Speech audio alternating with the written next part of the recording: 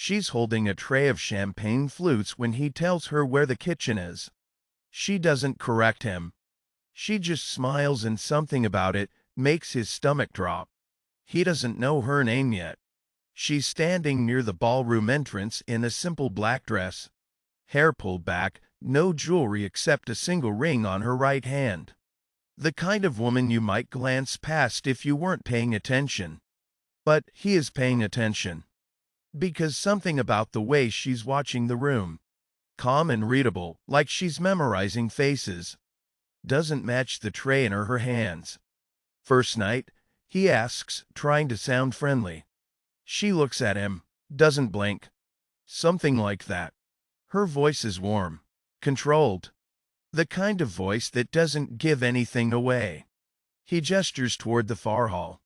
"Kitchen's that way, if you need to restock." She nods, thanks him, and walks in the opposite direction. That was the moment everything quietly began to unravel. This is a golden heart story for anyone who's ever been underestimated, overlooked, or assumed to be less than they are. Because sometimes the most powerful thing you can do is let someone assume they know you. Before we continue, tell me in the comments, have you ever been in a room where no one saw you for who you really were? Victoria hasn't worked a service job in 30 years. But tonight, she's dressed like she does. She moves through the gala with practiced invisibility, refilling glasses, nodding politely, staying along the edges of the room. No one looks twice. No one asks her name. That's exactly what she wanted. Because 6 months ago, she stepped down as CEO of Lang Hospitality Group. Quietly. No press release. No farewell tour. She handed the reins to her VP, signed the papers, and disappeared. Not because she was tired.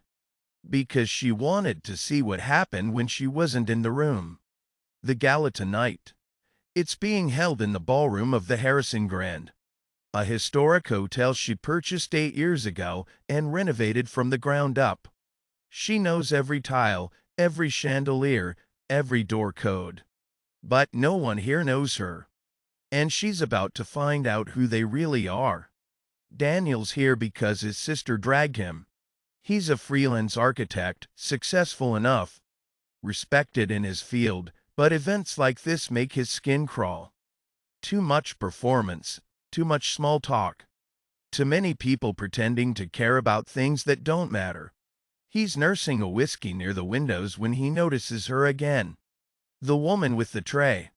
She's standing by the bar now, setting down empty glasses, but she's not moving like staff. She's moving like someone who's studying the room. Her gaze lingers on a man in a gray suit talking too loudly near the donor wall, then shifts to a woman laughing just a little too hard at something that wasn't funny. Daniel doesn't know why he's watching her. Maybe because she's the only person here who looks like she's actually thinking. When she turns and catches him staring, he doesn't look away fast enough. She walks over. "You're not having fun," she says, not a question. He laughs, surprised. "That obvious? You've been standing in the same spot for 20 minutes. And you haven't touched your drink in 10. He glances down at the glass in his hand. She's right. "Guilty," he says. "I'm Daniel." She pauses, just for a second. "Victoria, you work here?" Another pause, smaller this time. "In a way." He waits for her to elaborate. She doesn't. Instead, she tilts her head toward the crowd. "What brings you?" "My sister. She's on the board for the Arts Foundation. Said I needed to get out more." He makes air quotes, self-deprecating. "You?" Victoria's smile is faint, unreadable. "I wanted to see something." "See what?" She looks at him for a long moment. How people act when they think no one important is watching. The way she says it, it lands somewhere in his chest. Because he knows exactly what she means. They talk for 15 minutes. It shouldn't be easy, they're strangers. And she's still holding a tray, but it is. She asks him about his work. He tells her about a restoration project he's been stuck on, a 1920s theater that the city wants to demolish. She listens in a way that makes him feel like she actually cares. "Why do you want to save it?" she asks. "Because someone built it to last, and we're treating it like it's disposable." She nods slowly. Something flickers in her expression. "People do that too," she says quietly. He doesn't know what to say to that. Before he can respond, a man in a gray suit, Preston Howell, CFO of the foundation, approaches with a tight smile. "Excuse me," he says to Victoria, barely looking at her. "We're running low on the Prosecco. Can you check with the kitchen?" Daniel's stomach twists. Victoria doesn't flinch. "Of course," she says evenly. Preston walks away without a thank you. Daniel feels his jaw tighten. That was... "It's fine," she says. "It's not." She meets his eyes, and for just a second, he sees something sharp beneath the calm. "You'd be surprised what people say when they think you don't matter." She picks up the tray and walks away. Daniel stands there, furious on her behalf, but also confused, because she didn't seem hurt. She seemed like she was taking notes. An hour later, the Gala's executive director takes the stage. "Ladies and gentlemen, thank you so much for being here tonight. Before we continue, I want to thank the incredible Harrison Grand Hotel for hosting us in this beautiful space." Polite applause.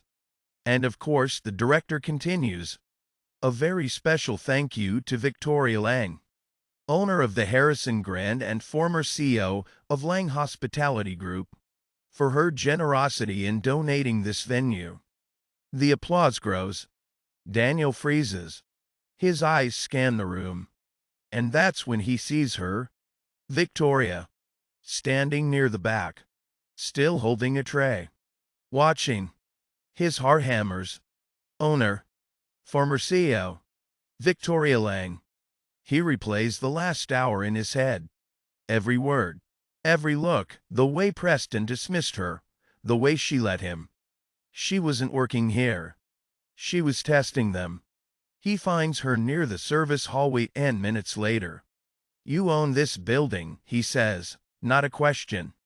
She turns. Her expression is calm, almost amused. "I do." "And you let him?" "I let him show me exactly who he is," she says simply. Daniel exhales off balance. "What?" She sets the tray down on a side table, straightens. "Because 6 months ago, I walked away from a company I built, and I wanted to know if the people I trusted still deserved it. And..." Her smile doesn't reach her eyes. "I'm still deciding." They don't go back inside. Instead, they end up in a side lounge, one of the hotel's private rooms. Overlooked and quiet, she makes coffee. He sits on the arm of a velvet chair, still processing. "You could have told me," he said. "Would it have changed how you talked to me?" He opens his mouth, closes it. "And maybe." "Exactly." She hands him a cup, sits across from him. "I spent 30 years being Victoria Lang, CEO. People wanted things from me.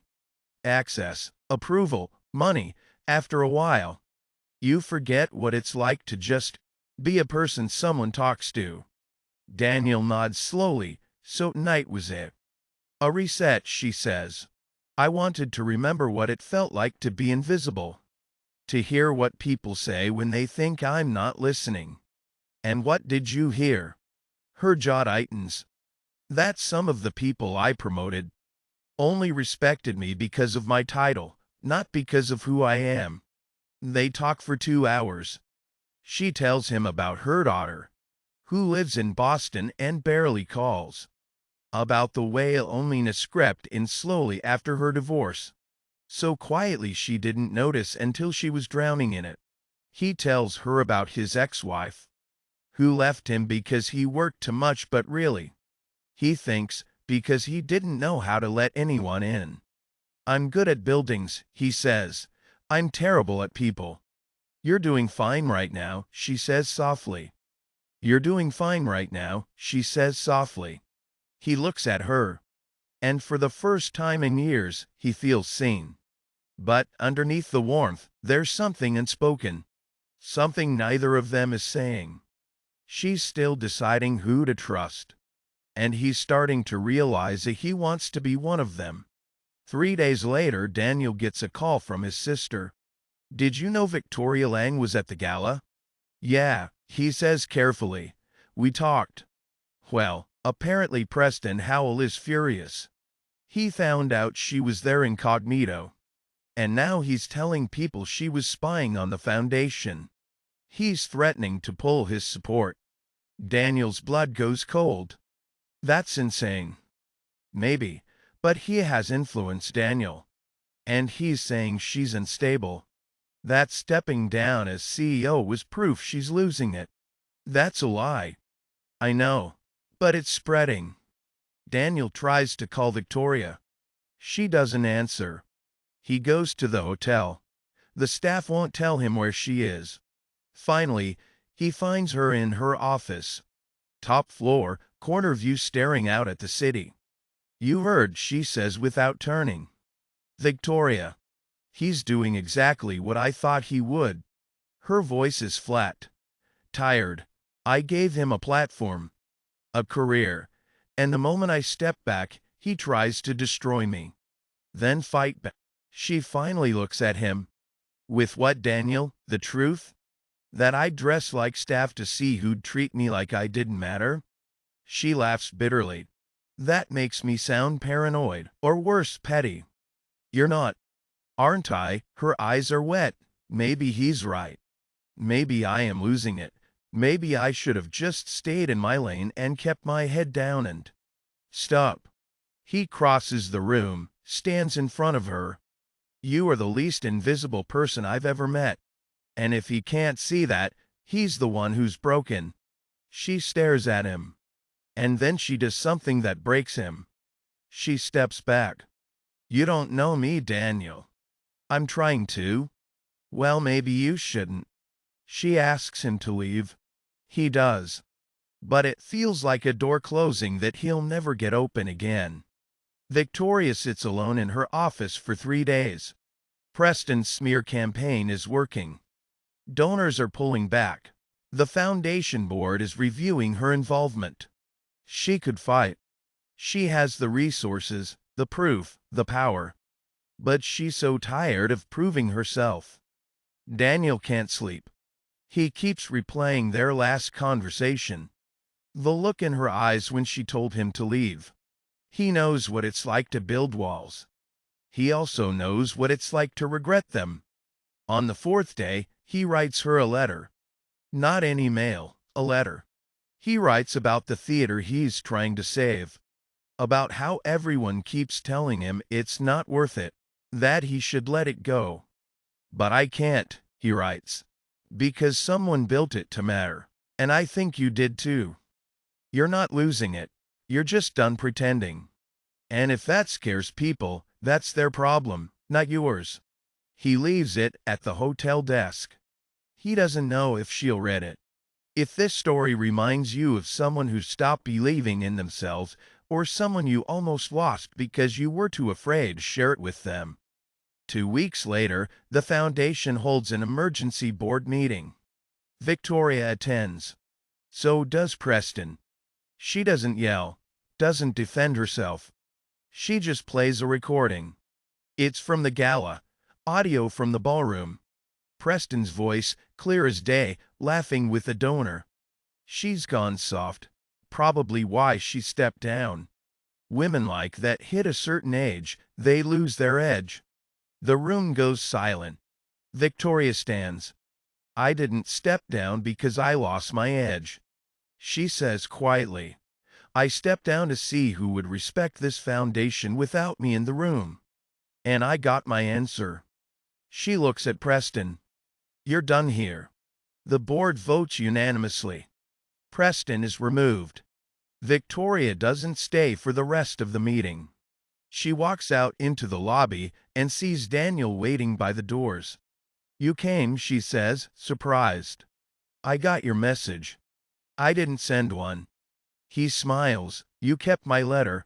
Your assistant told me. She almost laughs, almost cries. I don't know how to do this, she says. Do what? Let someone in. He steps closer. Then let's figure it out together. She takes his hand. And for the first time in months, maybe years, she doesn't feel invisible. Thank you for spending this time with Golden Heart Stories. If this story moved you, please like and subscribe.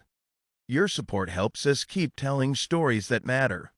What part of this story stayed with you the most? Let me know in the comments.